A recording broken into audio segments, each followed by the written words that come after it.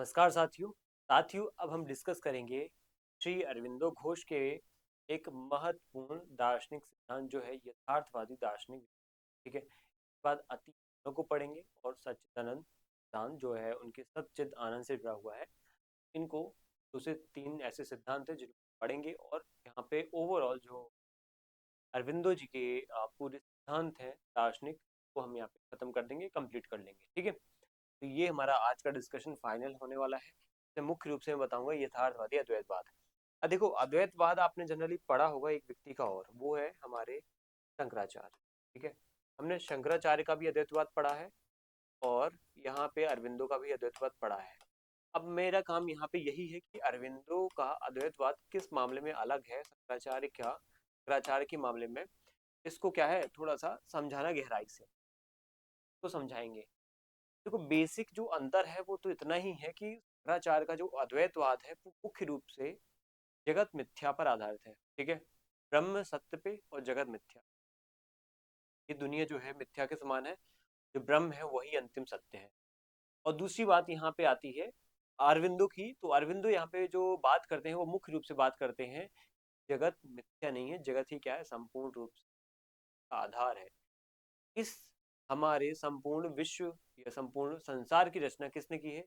ब्रह्म ने की है। अगर ईश्वर ने की है, शंकराचार्य ब्रह्म या ईश्वर को ही सबसे महत्वपूर्ण सत्य मानते हैं और पूरे जगत या संसार को मिथ्या मानते हैं। तो अरविंदो यहाँ पे कटाक्ष के रूप में कहते हैं कि अगर ये संपूर्ण जगत या संपूर्ण संसार ये मिथ्या है, ईश्वर ने इसका निर्माण क्यों किया है? जैसे एक सोने से बनी हुई अंगूठी इंसान उतने ही महत्व से पहनता है और उसको ही उतना ही मूल्य देता है जितना कि सोने को मूल्य देता है। ठीक है, सोना भी उतनी ही मात्रा में होगा, अंगूठी बनी हुई अंगूठी भी उतनी मात्रा में होगी, उनका मूल्य भी बराबर ही होगा। अगर आंतरिक मूल्य की बात करें तो अंगूठी का मूल्य थोड़ा ज्यादा ही मिलेगा, क्योंकि उसमें कारीगर ने अपने जो है कलाकृति भी उकेरी होंगी। हमारे लिए समझने वाली बात यह है कि वो अंगूठी जो उस सोने से बनी है, उस तत्व से बनी है, का भी उतना ही महत्व होना चाहिए। तो यहाँ पे अरविंदो कहते हैं कि ब्रह्म या ईश्वर नामक तत्व से या ईश्वर के द्वारा बनाए गए संसार का भी उतना ही महत्व होना चाहिए जितना कि ईश्वर का है या ब्रह्म का। ब्रह्म के अंदर से ही क्या बना है? संसार बना है। हम मानते हैं, सभी मानते हैं। ब्रह्म को जितना हम महत्व दे रहे हैं उतना ही संसार को महत्व देना चाहिए। तो मिथ्या मान करके इसकी अवहेलना करते हैं, जबकि हमें इसको एक अच्छा, एक समाज के अनुसार और एक बहुत ही सदाचारी सतयुग स्वर्ग की भांति संसार बनाने का प्रयत्न करना चाहिए। हमें ये मिथ्या इसलिए लगता है क्योंकि यहाँ के लोग इस तरीके की जीवन शैली अपना चुके हैं जिससे ये बहुत ही ज्यादा पापी स्वभाव का हो चुका है, कलयुगी स्वभाव का हो चुका है, बहुत ही आडंबर पाखंड स्वभाव का ये पूरा संसार हो चुका है। इस वजह से हमें मिथ्या लगता है। इन बुराइयों को दूर करना है, इसको पूरी की पूरी व्यवस्था को नकार देना, ये कहीं ना कहीं इस व्यवस्था के साथ अन्याय होगा। तो ये विचार है उनके। ठीक है, हमने यहाँ पे क्रक समझ लिया है कि शंकराचार्य की अद्वैत और अरविंदो के अद्वैत में जमीन आसमान का अंतर है।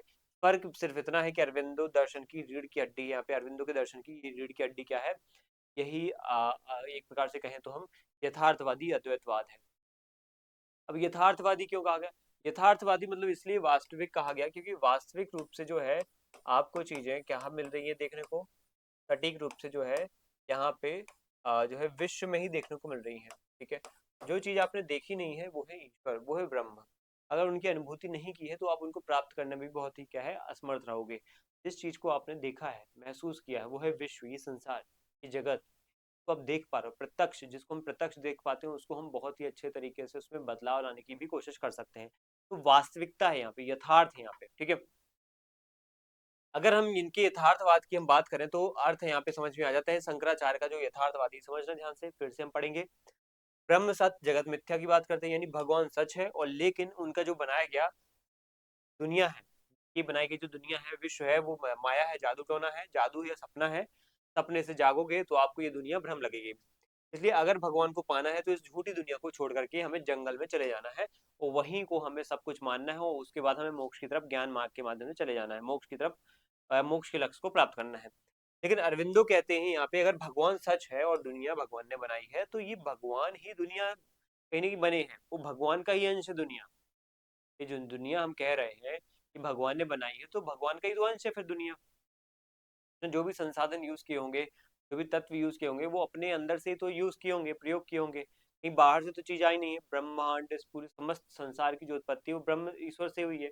ईश्वर का ही हिस्सा उसको समझ के हमें क्या करना चाहिए, तो उसको झूठी नहीं मानना चाहिए। उसको झूठी कैसे कह सकते हैं या झूठी कैसे हो सकती है, ये कहीं ना कहीं एक बहुत ही फालतू बात है, बकवास बात है। उदाहरण, अगर सोना जैसे असली है तो सोने से बनी हुई अंगूठी भी कैसे नकली हो सकती है ना? अंगूठी का भी उतना ही मोल है, उतना ही सोने का मोल है, ठीक है। इसलिए अरविंदो कहते हैं कि दुनिया वास्तविक है, रियल है, भगवान को खेल या लीला है। दुनिया को हमें सटीक तौर पे अगर हमें समझना है तो उसको वास्तविक मानना पड़ेगा, उसको यथार्थ में मानना पड़ेगा। अगर हमने दुनिया को कहीं ना कहीं मिथ्या, माया, मोह, ठीक है, भ्रम कहा, तो दुनिया के प्रति जो हमारा एक बदलाव का रुझान है, दुनिया में कुछ बदलाव करने की जो एक शक्ति है, ताकत है, वो हम खो बैठेंगे और ये दुनिया और बुरी होती जाएगी। हर व्यक्ति अगर जंगल की तरफ भागेगा, दुनिया में जो है व्यवस्थाएं कौन संचालित करेगा, ठीक है। ये है इसका। अगर स्रोत बात हम करें तो यहाँ पे अरविंदो ने शोध जो लिया है कि शंकराचार्य की जो विचारधारा है वो वेदांती विचारधारा है, उपनिषदों वाली विचारधारा है। यहाँ पे अरविंदो भी इस उपनिषदों में ही, वेदांतों से ही इस विचारधारा को लेते हैं, अपनी दुनिया को यहाँ पे सब कुछ मानने वाली बात को। वो ईश्वास उपनिषद से, जहाँ लिखा है सब कुछ ईश्वर होता है, ठीक है। और साथ में लाइफ डिवाइन उनकी किताब है, जिसके माध्यम से उन्होंने डिटेल में इस चीज को प्रतिपादित कर दिया है कि आखिर कैसे आपको जो है इस दुनिया को, ठीक है, मतलब शंकराचार्य की विचार ये है, शंकराचार्य ये कहना चाहते हैं, शंकराचार्य ये कहना चाहते हैं कि जो ब्रह्म है वही अंतिम सत्य है, ठीक है। ब्रह्म को लेकर के उनके सत्य या सार्वभौमिक वाले विचार है, मतलब ये हर जगह विद्यमान है ब्रह्म, ठीक है। लेकिन अगर यहाँ पे बात की जाए, बात यहाँ पे की जाए किसकी, या इस प्रकार से दुनिया की या जगत की, तो दुनिया या जगत को लेकर के वो बहुत ही ज्यादा चिंतित है और इसको भ्रम के तौर पे क्या है, प्रस्तुत करते हैं, भ्रम या माया के तौर पे, ठीक है, भ्रम या माया के तौर पे समझना पड़ेगा हम। अगर अरविंदो की बात करी जाए तो अरविंदो क्या कहते हैं, देखो, अरविंदो कहते हैं कि भगवान यानी ब्रह्म जो है, ईश्वर जो है, वो ईश्वर भी एक बहुत बड़ा सत्य है, ठीक है, ईश्वर भी सत्य है। लेकिन ईश्वर के द्वारा बनाए गए जो इस दुनिया है, जगत है, ये भी एक महत्वपूर्ण क्या है, सत्य है। इसलिए सत्य है ये दुनिया, क्योंकि यहाँ पे इस दुनिया में ये दुनिया कहीं ना कहीं किसी इसी ईश्वर, इस सत्य से ही एक दूसरा सत्य बना है। एक सत्य से जब कोई चीज निकली है तो दूसरी वो भी सत्य होगी। जब ईश्वर से ही इस जगत का निर्माण हुआ है, तो ये ईश्वर अगर सत्य है तो ये जगत भी सत्य होगा। अब वो कहते हैं कि हमारा तीसरा कर्तव्य यहाँ पे बनता है, जो कि यहाँ पे शंकराचार्य के माध्यम से ऐसा कुछ नहीं कहा गया, उनके द्वारा ये कहा गया कि अगर आपको इस दुनिया, इस भ्रम से निकलना है तो आपको आपको क्या करना पड़ेगा, इस माया का त्याग करना पड़ेगा। इस त्याग से ही कहीं ना कहीं यहाँ पे क्या है, इस असत्य, इस भ्रम से छुटकारा मिल सकता है। तो माया त्याग करना पड़ेगा, ये शंकराचार्य का विचार है। लेकिन अब अरविंदो इस मामले में बहुत क्या है, विचार डिफरेंट रखते हैं। वो है कि ये माया बोलो या फिर इसको जगत बोलो, ये जगत से त्याग करके आप कहीं ना कहीं इसमें कुछ अच्छा या कुछ बड़ा अचीवमेंट नहीं कर पाओगे। आपको इस जगत को सुधारना है, जगत में कुछ अच्छे, कुछ सदाचारी कार्य करने हैं। इस जगत में हमें क्या करना है, इस जगत की हमें उद्धार को लेकर के कार्य करने चाहिए। इस जगत को हमें कल्याण को लेकर के कार्य करने चाहिए। इस जगत में क्या करना चाहिए, समग्र योग के माध्यम से, समग्र योग के माध्यम से आप क्या बनो, समग्र योग के माध्यम से आप अति मानस की स्थिति प्राप्त करो। और अति मानस की स्थिति में सभी क्या होते हैं, सभी क्या होते हैं, नैतिक होते हैं। और सभी नैतिक होंगे तो सभी जिम्मेदारी निभाएंगे जगत को अच्छा बनाने में, ठीक बनाने में, अच्छा और नैतिक बनाने में, आदर्श बनाने में, ठीक है। ये जगत ऑटोमेटिक दिव्य जगत हो जाएगा। ये जीवन जो है, ये जीवन जो है अति मानस के माध्यम से जीवन कैसा हो जाएगा, ये जीवन हो जाएगा एक प्रकार से कैसा, दिव्य जीवन हो जाएगा, ठीक है। इसको बोलेंगे दिव्य जीवन, या इसी को कहेंगे द लाइफ डिवाइन, जो कहेंगे लाइफ डिवाइन।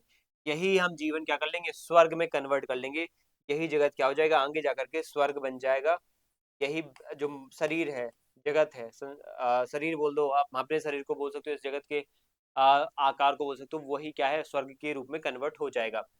ये हमने विचार समझ लिए हैं। इसके बाद उनकी अगर हम विशेषताओं की बात करें तो मायावाद का खंडन करते हैं कि मायावाद, देखो, खास तौर पे हम यहाँ पे अरविंदो के विचारों को समझे तो मायावाद का खंडन, मायावाद वो कहते हैं माया जैसी कोई चीज होती नहीं है, माया जैसी चीज नहीं होती, हर जगह कण कण में ईश्वर है, या ईश्वर से ही कोई चीज बनी है तो वो भी ईश्वरी कहलाएगी, ना कि उसको माया बोलेंगे हम, ठीक है। इस प्रकार से इन्होंने बात बोली है। दुनिया से भागने, पलायन करने की जगह दुनिया को गले लगाने की बात हमें करनी चाहिए। दुनिया को गले लगाए तो ज्यादा बढ़िया है। मानव जीवन पर प्रभाव क्या पड़ेगा, देखो, मानव जीवन पर प्रभाव को लेकर के ये कहते हैं कि हमारा नजरिया बदल जाता है जब हमें लगता है कि हमारा काम धंधा, परिवार, धरती सब कुछ पवित्र है, हमें सन्यासी बनने की जरूरत नहीं है, हम समाज में रहकर भी ईश्वर को पा सकते हैं।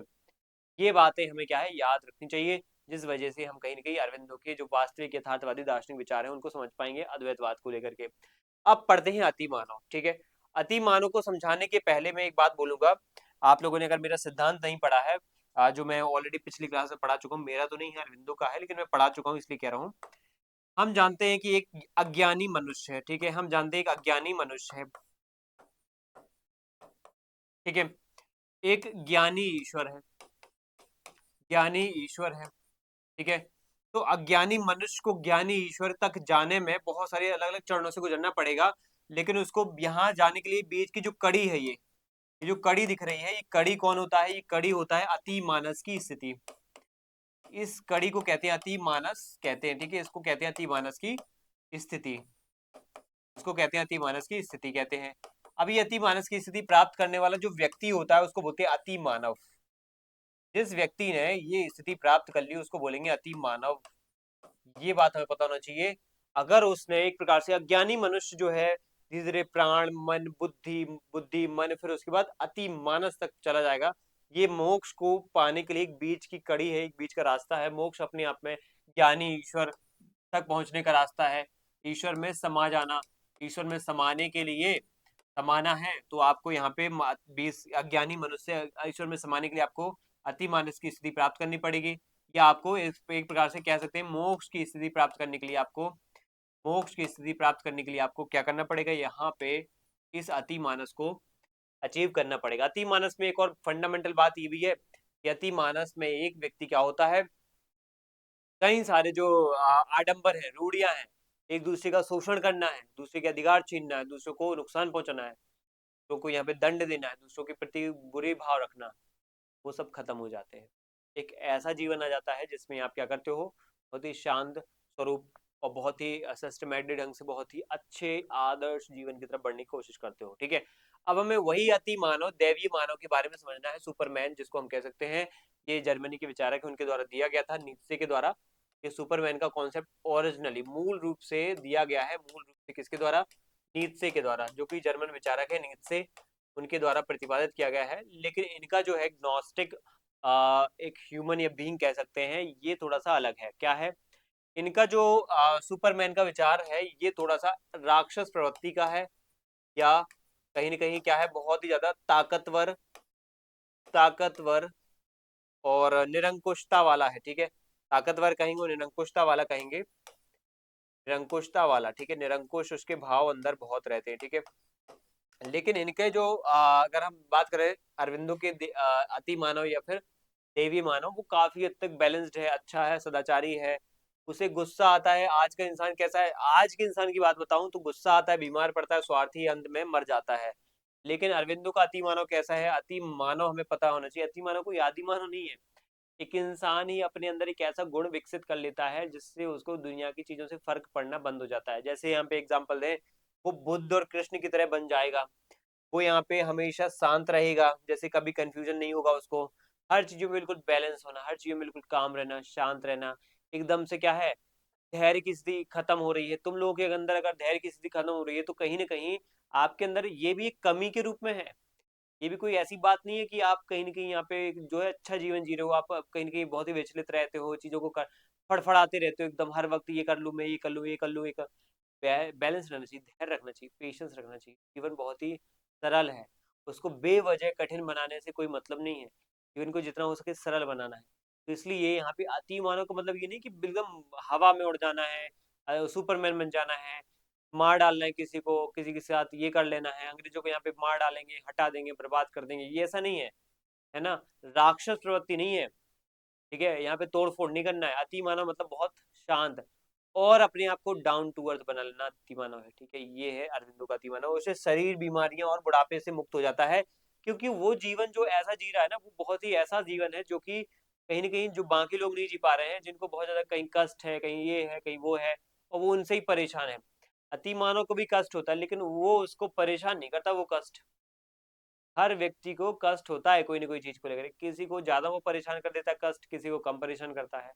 अति मानव को बिल्कुल परेशान नहीं करता, कष्ट उसको भी होगा लेकिन परेशान नहीं करेगा वो, के फेस से कुछ भी नहीं आपको मतलब पता चलेगा।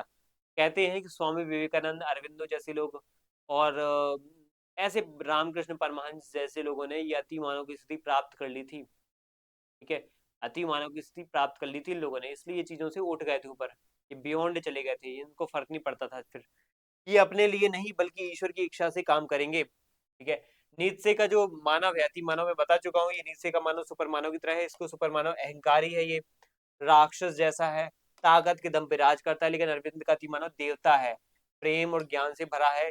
ये इनका जो बुक है लाइफ डिवाइन, उसमें डिटेल में इसकी बात आपको देखने को मिल जाएगी। ये हमारा अति मानव का सिद्धांत हो जाता है। इसके बाद कुछ एग्जाम्पल के तौर पे आप समझ सकते हो कि स्वामी विवेकानंद जैसे रमन महर्षि हैं, स्वयं श्री अरविंदो हैं, वो अति मानव की अवस्था के बहुत करीब हैं या फिर वो पहुंच भी चुके हैं। ये ऐसे हमें याद रखना, रामकृष्ण परमहंस भी हमें कह सकते हैं। प्रभाव क्या पड़ा, हमें एक लक्ष्य गोल देता है, हमें पता चलता है कि अभी हमारा विकास रुका नहीं है, हम अभी आधे अधूरे हैं, हमें पूरा देवीय बनना बाकी है। मतलब ये एक इंसान को इंसान की एक जो छवि के रूप में नहीं रखता है, इंसान को कई सारी चीजों से बियॉन्ड ले जाता है। जैसे आज के ज़माने में हमारे लोगों के ज़्यादा लक्ष्य क्या है? अच्छी नौकरी, पैसा कमाना और बढ़िया लाइफ सेट करना, एक बढ़िया घर खरीद करके, बढ़िया शादी-वादी करके एक फैमिली सेट करना, ठीक है? ये है। क्या यही अंतिम लक्ष्य है? इसी में संतुष्टि है? ये कहते हैं अति मानव एक ऐसा लक्ष्य लेके चलता है कि जीवन में कुछ अच्छी दिशा में बढ़ने के लिए हमें प्रेरित करता है ये, है ना? हम सिर्फ भौतिक चीज़ों को यहाँ पे लक्ष्य मान के उसी की तरफ बढ़ते रहेंगे, तो एक सतयुगी लाइफ या सतयुगी जीवन जो अति मानस जिस जो हमें सबसे ज़्यादा प्रायोरिटी वाला है, वो हम प्राप्त नहीं कर पाएँगे। सिर्फ भौतिक चीज़ों में ही जकड़े रहेंगे, तो वो अति मानस वाली स्थिति कैसे प्राप्त होगी? ठीक है? इस जीवन मरण के चक्र से कैसे मुक्त होंगे? मतलब वास्तविक रूप से जीवन में एक जो क्वालिटी वाली लाइफ है, एक जो गुणात्मक जीवन पद्धति है, वो अगर चाहिए, मात्रात्मक रूप से आप अमीर बनना चाहते हो, मात्रात्मक रूप से आपके पीछे आगे-पीछे लोग घूमे, ये हो रहा है, वो हो रहा है, सोशल मीडिया पे फॉलोवर्स हैं, आपके पैसा है, आपके पास गाड़ी है, सब कुछ है, सरकारी नौकरियाँ हैं आपके पास, लेकिन आपके पास गुणात्मकता नहीं है। ये तो मात्रात्मकता है आपके पास, पैसे की मात्रा है बहुत, धन की मात्रा बहुत है, सम्मान की मात्रा बहुत है, लेकिन आपके अंदर गुणात्मक जीवन नहीं है। गुणात्मक जीवन के लिए ही आपके ये कहीं न कहीं यहाँ पे अति मानव वाली व्यवस्था लाई गई है। कहीं न कहीं आपको देवीता की तरफ ले जाने के लिए ये लक्ष्य बनाया गया है, ठीक है? इसके बाद पढ़ेंगे मानव एकता का सिद्धांत, ये क्या है? देखो मानव एकता को बस आप दिमाग में ये रखो, वसुधैव कुटुंबकम का आधुनिक रूप है ये, वसुधैव कुटुंबकम। हम जानते हैं वसुधैव यानी संपूर्ण पृथ्वी पर आपको हर व्यक्ति जो है देखने को मिल रहा है। सभी वही मानव हैं। नस्लें अलग हैं, जन्मस्थान अलग हैं, जातियाँ अलग हैं, वर्ग अलग हैं, समाज संप्रदाय अलग हो गए हैं, अब तो धर्म अलग हो गए हैं, बाउंड्री बदल गई हैं, देश बन गए हैं, लेकिन कहीं न कहीं हम सब हैं मानव। हम मानव हैं, हमें एक हो जाना चाहिए, हमें पूरे विश्व को एक परिवार समझना चाहिए, ठीक है? हम एक ही परब्रह्म की संतान है, इस तरीके की भाव रखना चाहिए। तभी क्या होगा, एक कबीले से लेकर के संपूर्ण विश्व जो है ना एक हो पाएगा।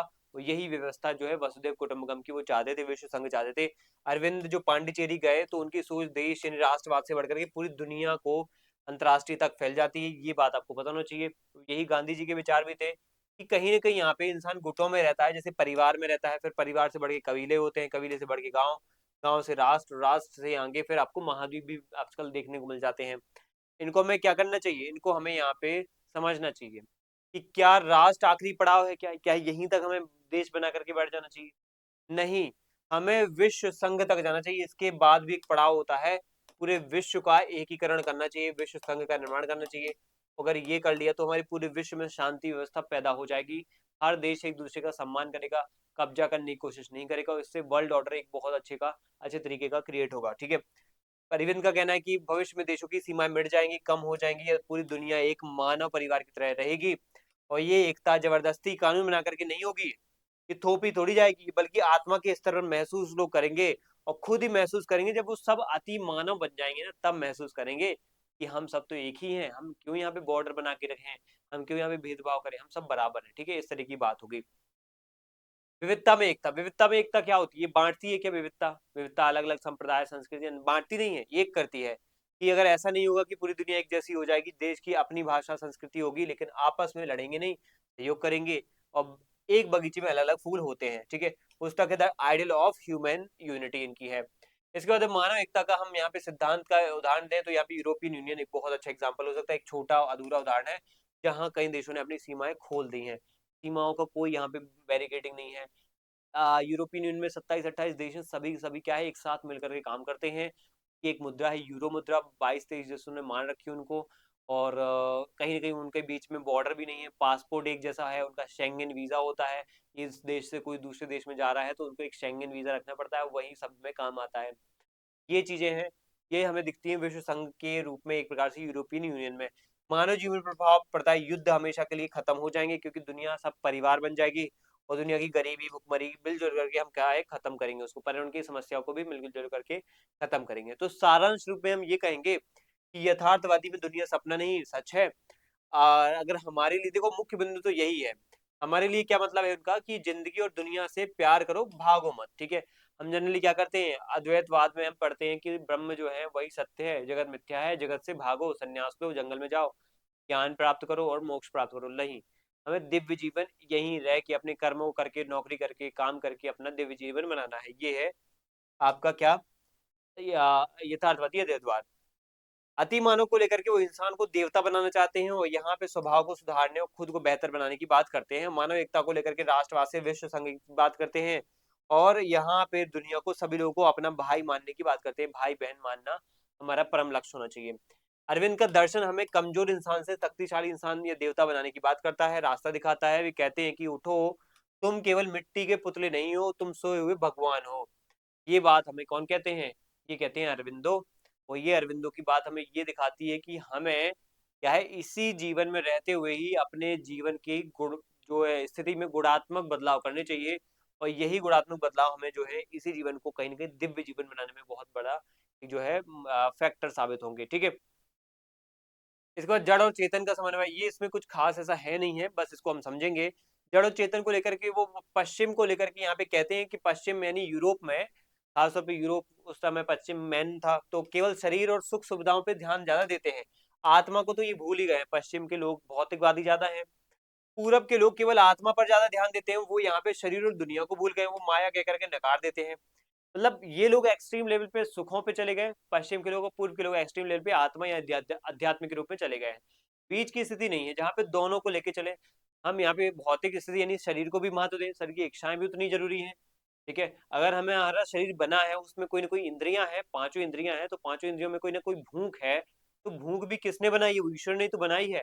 हाँ, इतना जरूर है कि हम उनको नियंत्रित करके रखें, बहुत ही सही तरीके से समन्वित करके रखें। हाँ, उनका गलत तरीके से यूज ना हो, गलत तरीके से दिशा में ना हमें ले जाए, तो हमें उनको नियंत्रित करके रखना चाहिए। लेकिन वो भी एक महत्वपूर्ण हिस्सा है हमारे शरीर का, उनको इज्जत देना चाहिए, सम्मान देना चाहिए।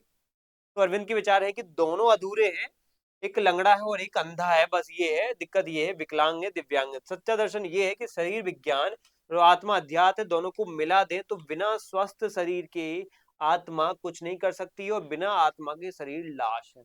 ठीक है, तो दोनों का महत्व एक साथ है, जड़ और चेतन। कुछ जड़ों पे ध्यान दे रहे हैं, कुछ चेतना पे ध्यान दे रहे हैं, दोनों का विकसित रूप या मिक्स रूप हमें कहीं ना कहीं यहाँ पे सिंथेसाइज फॉर्म मैटर या स्पिरिट का हमें चाहिए पड़ेगा। ठीक है, अब सच्चिदानंद का सिद्धांत पढ़ लेते, कॉन्सेप्ट ऑफ सच्चिदानंद क्या होता है। सिंपल है, बहुत सरल है और यहाँ पे बहुत टू द पॉइंट पढ़ने वाले हैं।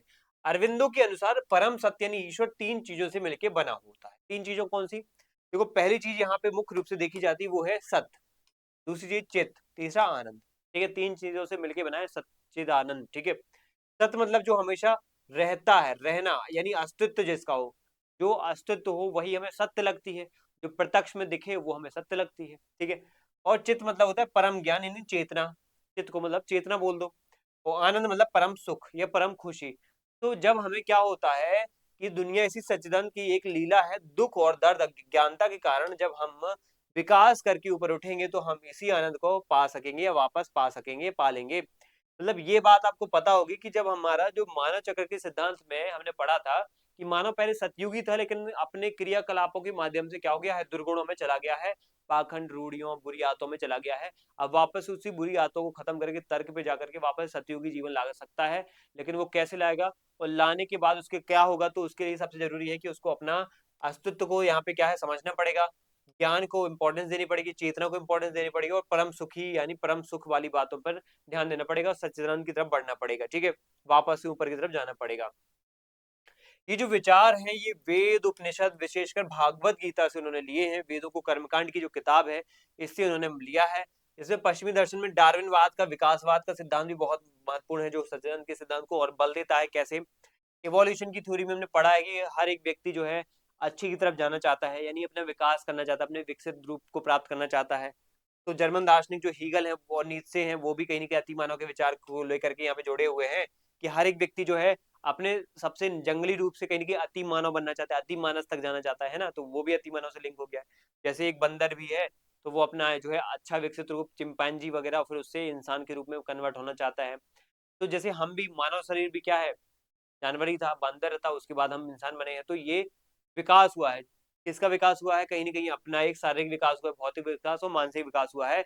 लेकिन ये कहीं न कहीं किस रूप में हुआ है? एक विकासवाद के सिद्धांत से, एक विकसित होने के सिद्धांत से, क्योंकि हमें सबको क्या है, एक नीड है, एक आवश्यकता है ईश्वर में शामिल हो, ईश्वर की जो है, जो सत्ता है, उसमें शामिल होने की, उसमें समा जाने के लिए, या एक प्रकार से कहें मोक्ष की प्राप्ति के लिए। स्वयं का अनुभव, अलीपुर जेल में और पांडिचेरी में साधना के दौरान उन्हें अनुभूतियाँ हुई कि वे ही उन्हें उनके दर्शन को असली स्रोत है, इसलिए उन्होंने कहीं न कहीं यहाँ पे चीज़ों को कंसिडर किया है।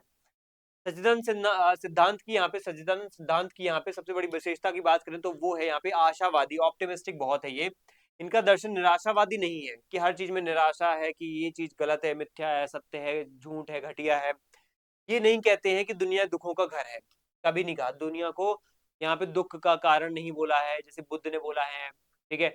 लेकिन यहाँ पे वे कहते हैं कि कारण भगवान की खुशी, दुनिया भगवान की खुशी लीला है और भविष्य यहाँ पे उज्ज्वल हो सकता है अगर हम इसमें सही दिशा में आगे बढ़ें। वो मैं आपको बता चुका हूँ, समग्र योग वगैरह की व्यवस्था। व्यावहारिक चीज़ों को अपनाएँ, केवल गुफाओं में रहने वाली साधुओं के लिए नहीं है। मतलब ये कह रहे हैं कि केवल गुफाओं में रहने वाले साधुओं के लिए नहीं, बल्कि गृहस्थ और सामान्य लोगों के लिए भी यहाँ पे क्या है, क्या होना चाहिए? सच्चिदानंद यानी मोक्ष प्राप्त करने की व्यवस्था होना चाहिए। ठीक है? और समन्वयकारी सिद्धांत है इनका, इन्होंने विज्ञान और धर्म की लड़ाई में को खत्म कर दिया और दोनों के बीच में समन्वय बोला कि विज्ञान भी उतना ही ज़रूरी है और धर्म भी ज़रूरी है उतना। धर्म से हम आध्यात्मिकता की तरफ जाएँगे और विज्ञान से हम भौतिकवादी चीज़ों को समझेंगे, तर्क आधारित चीज़ों को समझेंगे। ठीक है?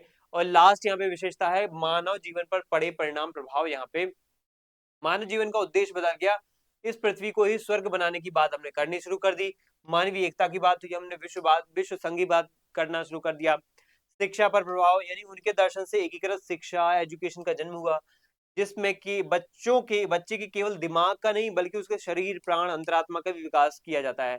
अब पुराने ज़माने की हम बात करें तो पुराने ज़माने में एक चीज़ बहुत ज़्यादा फैल गई थी शंकराचार्य के बाद या उपनिषदों के बाद कि जो दुनिया है ना, ये मिथ्या है, मोह का कारण है।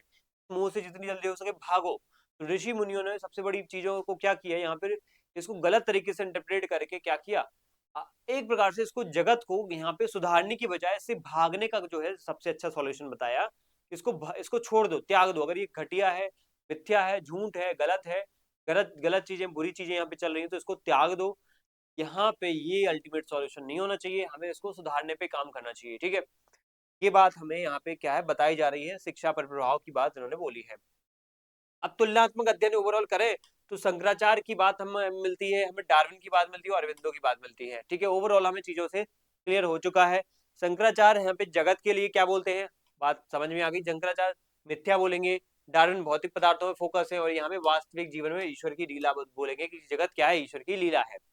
विकास को लेकर के कोई विकास नहीं है, केवल ब्रह्म ही अंतिम सत्य है, ये बोलेंगे बंदर से इंसान बना डार्विन, और इंसान से अति मानव बनने की बात अरविंदो कहते हैं। लक्ष्य की बात कहीं यहाँ पे तो मोक्ष को यहाँ पे सबसे बड़ा लक्ष्य बताया, दुनिया छोड़ना सबसे बड़ा यहाँ पे तरीका है। अस्तित्व की रक्षा यहाँ पे देखो, सर्वाइवल इज द फिटेस्ट, ठीक है? ये बात डार्विन की आपको पता ही होगी। यहाँ पे ये बोलते हैं दिव्य जीवन, यानी क्या कह सकते हैं इसको, लाइफ डिवाइन की बात ये करते हैं यहाँ पे, ठीक है? इसके बाद हम बोले तो योग को लेकर के ज्ञान योग की बात ये करेंगे शंकराचार्य, ज्ञान योग से ही मोक्ष संभव है ये कहेंगे। यहाँ पे कोई योग की बात होती नहीं डार्विन में। यहाँ पे समग्र योग यानी ज्ञान भी है, कर्म भी है और भक्ति भी है, सभी योगों का यहाँ पे सम्मिलित रूप है। तो ये हमें यहाँ पे क्या है, डिस्कशन ओवरऑल हो जाता है। अब आपको मैं बस लास्ट में कुछ ग्रंथ बताऊंगा जहाँ पे उनके खास कुछ दर्शन मिलते हैं। जैसे लाइफ डिवाइन में उनका कुछ मुख्य रूप से दर्शन मिलता है, दार्शनिक चीजें मिलती है। दार्शनिक चीजों में आपको शायद अति मानस मिलेगा पढ़ने को, तो वो भी आपको लाइफ डिवाइन में मिलेगा कि लाइफ डिवाइन आपको बनानी है, डिवाइन करनी है, दिव्य बनानी है तो आपको अति मानस विकसित करना पड़ेगा, अति मानस में जाना पड़ेगा, इसी से अति मानव का विकास होगा। इसी में आपको एक प्रक्रिया फॉलो करनी पड़ेगी, वो है समग्र योग। अगर आपको अति मानव या अति मानस पे जाना है, विकसित करना है, तो समग्र योग करना पड़ेगा, जिसमें ज्ञान भी हो, भक्ति भी हो, ठीक है, और साथ में यहाँ पे क्या हो, साथ में भक्ति, ज्ञान भक्ति, ठीक है, ज्ञान प्लस भक्ति प्लस कर्म, तीनों का योग होना चाहिए। चौथा यहाँ पे कहेंगे, इसमें उन्होंने यथार्थवादी अद्वैतवाद का सिद्धांत यूज किया, ठीक है। जैसे शंकराचार्य का अद्वैतवाद है, ये यथार्थवादी अद्वैतवादी है, ठीक है, यथार्थवादी अद्वैतवादी। इसके बाद उन्होंने सावित्री नाम की जो रचना है उसके माध्यम से उन्होंने दर्शन की बात की है, जिसमें उन्होंने कर्मठता, अपने आध्यात्मिक जो है समझ की बात की है। सिंथेसिस ऑफ योगा, उसमें योग की अलग अलग विधियां बताई हैं, उसमें एक्चुअल में व्यवहारिक ज्ञान दिया है, ठीक है। तो ये हमारा यहाँ पे डिस्कशन हो जाता है। निष्कर्ष में हम इतना कहेंगे कि अरविंदो का दार्शनिक चिंतन हमें भरोसा दिलाता है कि इंसान अभी भी अधूरा है, इंसान क्या है, अधूरा है, और हमेशा पूरा होने की तरफ क्या है, भाग रहा है, या पूरा होने की तरफ उसको जाना चाहिए। वो है अति मानस या अति मानव। और पशुओं से इंसान बने हैं जैसे, तो वैसे ही हम इंसान से फिर देवता भी बन सकते हैं। एक इंसान कहीं ना कहीं कोशिश करता है कि इंसान जैसे जानवर था तो इंसान बना, इंसान से वो अति मानव बन सकता है, अति मानव से देवता या ईश्वर में भी शामिल हो सकता है, ईश्वर में समा सकता है वो। तो उसको यहाँ पे क्या करना चाहिए, उसको यहाँ पे कुछ बातों को ध्यान में रखना चाहिए। गुड से वो गॉड पे जा सकता है, गुड से गॉड पे जा सकता है, अगर गुड चीजों को रखे अपने आसपास, ठीक है। इसके बाद है यहाँ पे कि उसको दर्शन हमें भागना नहीं बल्कि जगाना सिखाता है, या दर्शन वो एक्चुअल का दर्शन है, या वास्तविक दर्शन है जो हमें हर चीजों में भागना ना सिखाए कि ये भाग, इससे दूर रहो, इससे दूर रहो। ये चेतावनियां कहेंगे इनको। दर्शन तो वो होता है जो हमें जगा दे, हमारी चेतना को विकसित कर दे और ऊपर उठा दे, ठीक है, डराए ना हमें। उसके बाद अरविंद का दर्शन आशावादी, ऑप्टिमिस्टिक है। वे कहते हैं कि यह दुनिया पाप या दुख का घर नहीं, हमें यहाँ भगवान बनने की प्रक्रिया में है। अंधेरा छटेगा, अति मानस की रोशनी धरती पर स्वर्ग का दिव्य जीवन लेके आएगी। अति मानस का जो रोशनी होगी सूर्य की भांति जब पूरे विश्व में फैलेगी ना, तो पूरा विश्व क्या हो जाएगा, एक दिव्य विश्व बन जाएगा, दिव्य जीवन यहाँ पे देखने को मिलेगा। तो ये है हमारे अरविंदो, जिनके बारे में हमने ओवरऑल पढ़ लिया है। अब हमारा जो है डिस्कशन कहीं ना कहीं अगर होगा तो मुख्य रूप से विचारकों की तुलना पर होगा, ठीक है। ओवरऑल वैसे तो हो चुका है, हम यहाँ पे इसको कंक्लूड करते हैं, कंक्लूड ऑलरेडी कर चुके हैं कि कहीं ना कहीं एक जीवन कैसा होना चाहिए, आध्यात्मिक जीवन, उसको लेकर के उन्होंने बातें बोली। उसी आध्यात्मिक जीवन से हमें कहीं आजादी, स्वराज, स्वतंत्रता कैसे अंग्रेजों से मिल सकती है, इसको उन्होंने, अरविंदो ने क्या है, समग्र रूप से बताने की कोशिश की। चलिए यहाँ पे अपनी क्लास को ओवर करते हैं। थैंक यू आप सभी को, जय हिंद।